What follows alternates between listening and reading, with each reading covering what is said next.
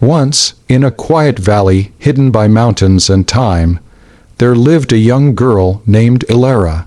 She was known throughout her village for her kindness, her laughter, and her eyes that seemed to hold a reflection of the moon. Life was simple then. The air smelled of fresh rain, children played in the fields, and every night the stars told stories of old gods and forgotten dreams. But one fateful night changed everything. It was the night of the harvest moon, when the villagers celebrated the end of the season. Lanterns hung from every door, music echoed through the forest, and Ilara danced barefoot under the silver light. People said the moonlight loved her, for it followed her wherever she moved. But when midnight came, the laughter faded. The wind grew cold, and a strange silence fell. Ilara suddenly froze where she stood, her hand reaching toward the sky, her lips parted as if whispering a secret. Then she collapsed, the silver locket around her neck glowing faintly before turning still. She was breathing, but she would not wake up. The healer tried every potion, every spell, every prayer. Wise men from distant lands came to see the girl who slept but never aged. But nothing changed. Days turned into weeks, and weeks into years.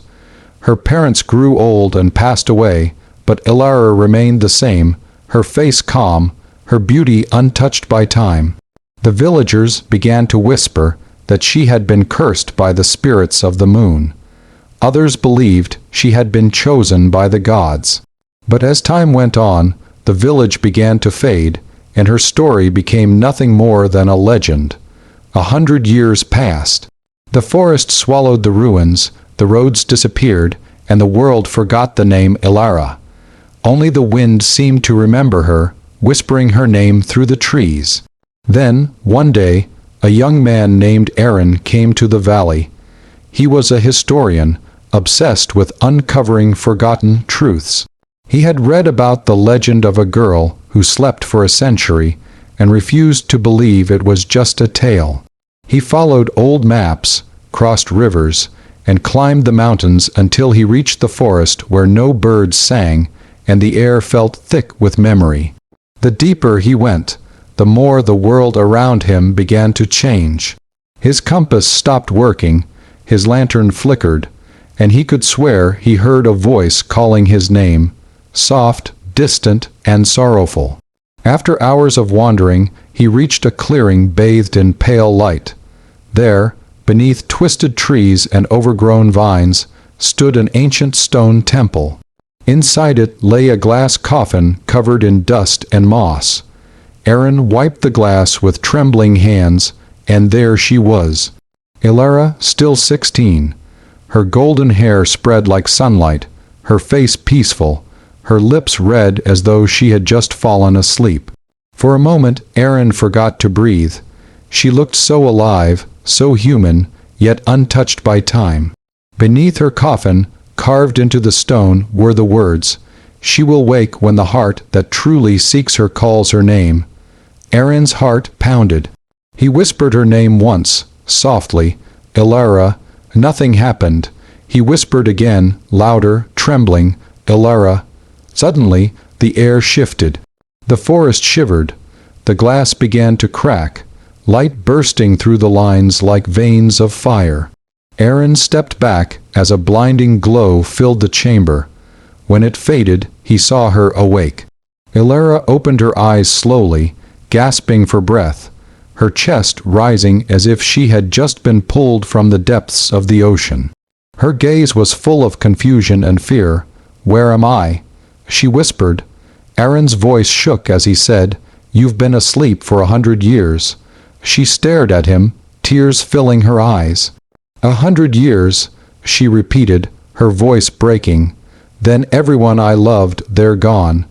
She fell silent, her hands trembling as she touched her locket.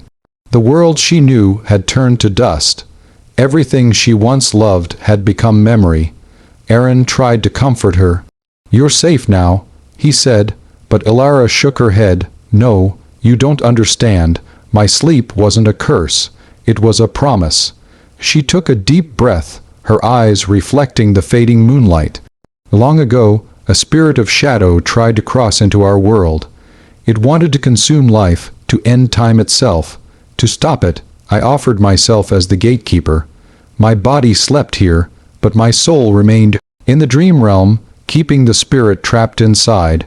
My sleep was the seal, but now that I'm awake, the seal is broken. As her words faded, the forest began to tremble. Dark mist rose from the ground, twisting into shapes that whispered her name. The shadow had returned. Aaron tried to pull her away, but she stopped him, her eyes calm despite the terror around them. "I can end this," she said. "But I must return." She opened her locket, and inside was a fragment of pure light, small, but burning like a star. "This is my soul," she whispered. "When I fall, take this. Keep my story alive." Aaron's eyes filled with tears. "There has to be another way." She smiled softly. "There never was. My sleep was not a curse, Aaron. It was a choice." Before he could stop her, Ilara stepped forward into the mist. Her light grew brighter and brighter until it consumed the darkness completely. Then there was silence. The forest was still again, the air clear, the shadow gone. But so was she.